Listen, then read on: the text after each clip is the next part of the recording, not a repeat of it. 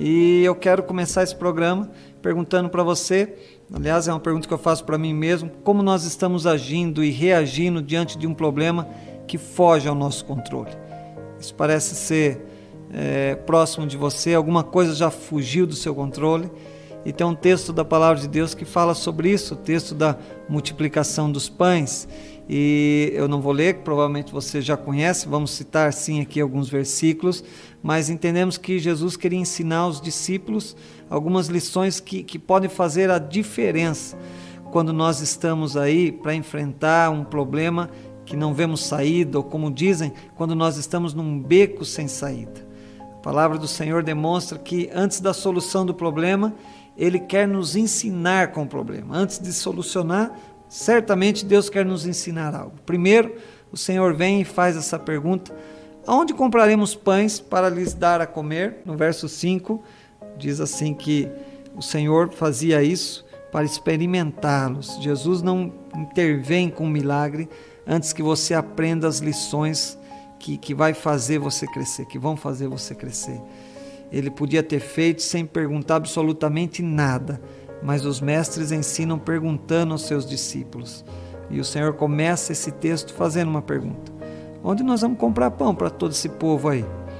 E o texto lá já no verso 6 demonstra que Deus tinha tudo sob controle, Jesus tinha tudo sob controle.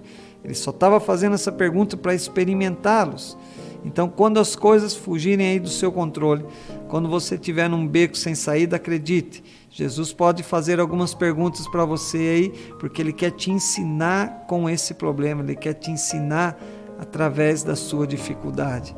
E é interessante porque cremos também que as respostas que nós damos para o Senhor, elas revelam, elas falam muito da nossa visão, do discernimento que temos, da maturidade, da fé, do compromisso que nós temos.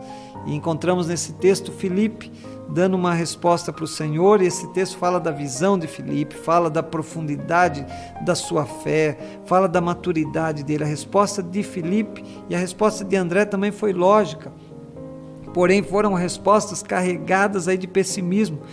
Filipe disse assim que ainda que eles tivessem 200 denários, não seria suficiente para comprar pão e comprar peixe para todo aquele povo. André disse: olha, nós temos 5 pães e 2 peixes, mas o que também é isso para tanta gente?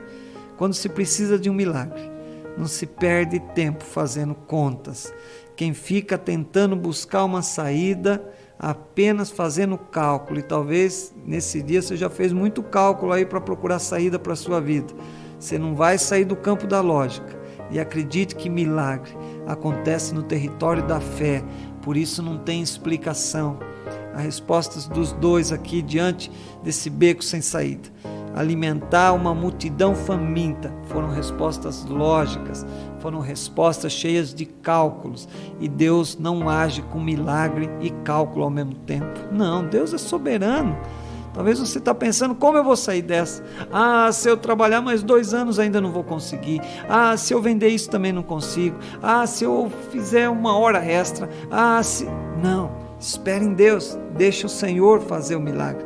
Ainda que não pareça, o Senhor está no controle. Verso 6 diz que Ele bem sabia o que estava para fazer. Não era um problema pequeno, eram mais de 15 mil pessoas, contando com as mulheres, as crianças, todos com fome, num lugar deserto. E a Bíblia diz: Ele sabia o que estava para fazer. Jesus sempre sabe, acredite nisso.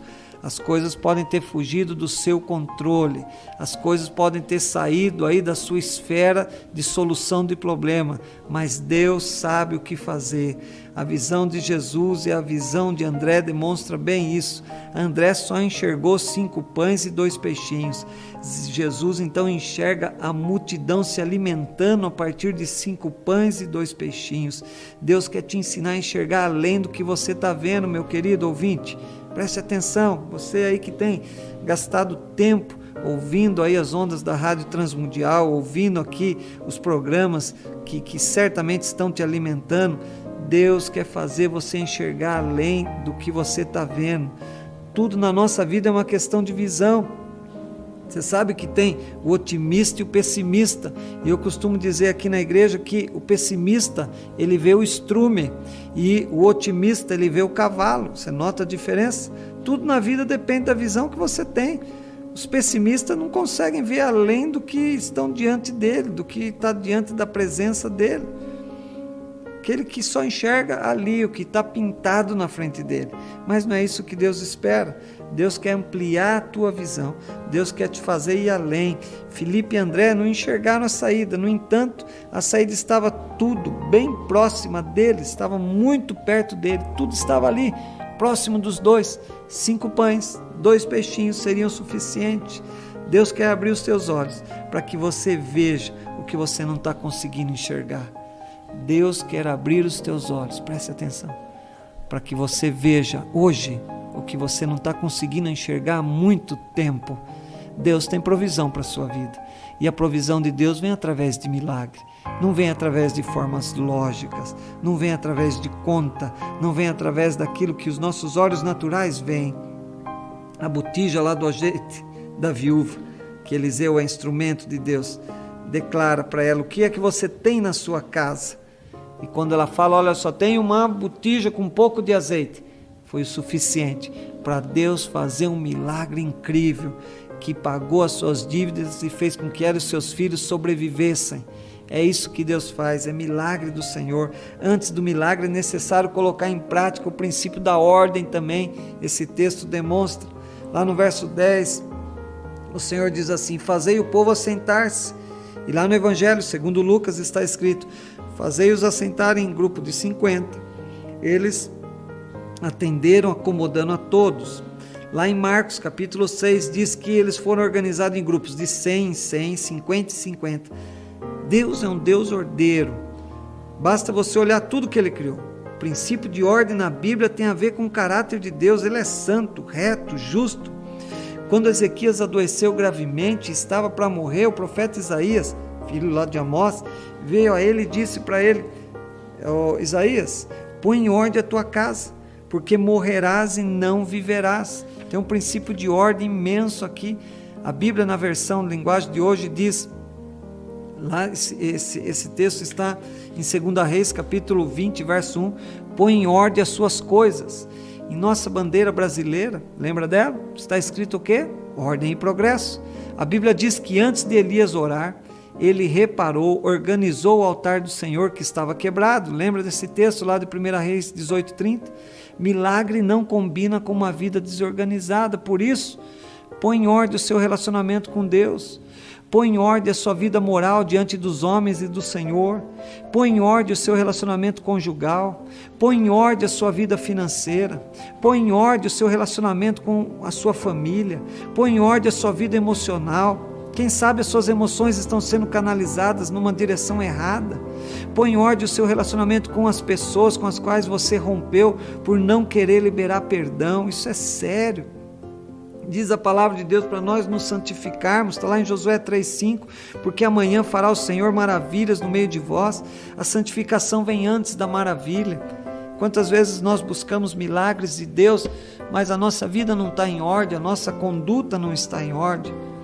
E quando isso acontece, quando a nossa vida está em ordem, aí vem o milagre, porque o comum nas mãos de Deus se tornam coisas excepcionais, o ordinário se torna extraordinário, o pouco se torna muito.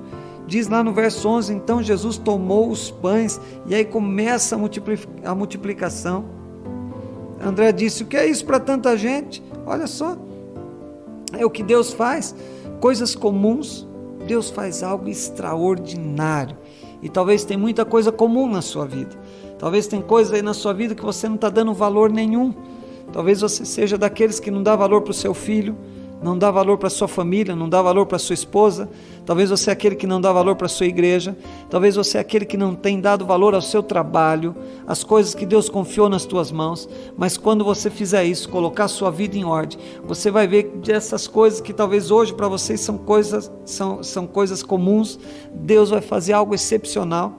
Você vai começar a enxergar sua esposa de forma diferente, o seu marido, seus filhos de forma diferente, o seu trabalho de forma diferente, e você vai viver também o milagre da multiplicação na sua vida.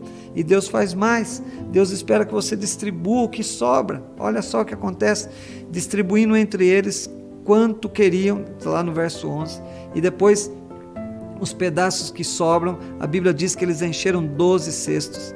Esse princípio da generosidade nos ensina que onde há egoísmo, Deus não intervém com milagres de multiplicação, sempre sobra quando se distribui.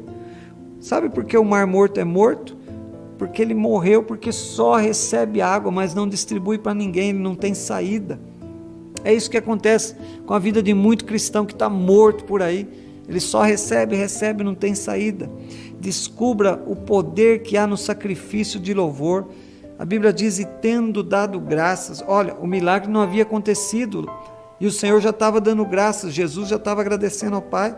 Jesus tinha apenas 5 pães e 2 peixes, para servir mais de 15 mil pessoas. Quando a situação é inversa, você tem 15 mil pães para 7 pessoas, ótimo, aí é fácil cantar, é fácil louvar, é fácil agradecer, é fácil celebrar, mas quando a situação é de prova, é deserto, é dor, o que é que temos feito? Diz lá no livro de Atos, capítulo 16, verso 23, e fala aqui de Paulo e Silas, depois de lhes darem muitos açoites, os lançaram no cárcere. Verso 24, diz que os pés deles foram presos no tronco, e o texto continua dizendo que Paulo e Silas oravam e cantavam louvores a Deus, e aí vem o milagre, abre-se todas as portas, soltam-se as cadeias de todos, o carcereiro vem para lavar os vergões, acaba havendo conversão. Então acredite que quem canta na hora da dor merece ver um milagre acontecer.